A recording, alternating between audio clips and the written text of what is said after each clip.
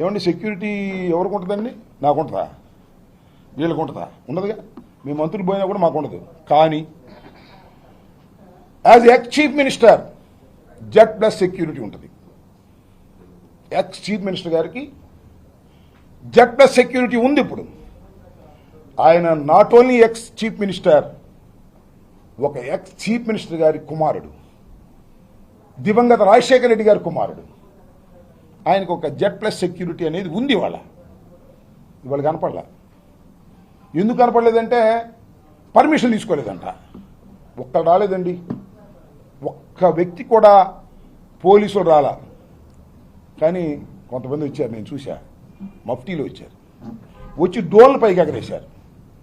ఎందుకంటే కేసులు పెట్టడానికి డోళ్ళ పైకి ఎగరేసి ఆనందాన్ని అనుభవించారు.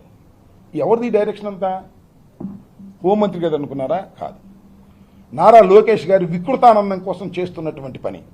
ఇవాళ జగన్మోహన్ రెడ్డి గారు మాజీ ముఖ్యమంత్రి గారు వెళ్తున్నాడు కదా, ఎవరు వెళ్ళమాన పోలీసులు ఏదో వంక పెట్టేయండి. నేను మనవి చేస్తున్నా, ఇది కుట్ర.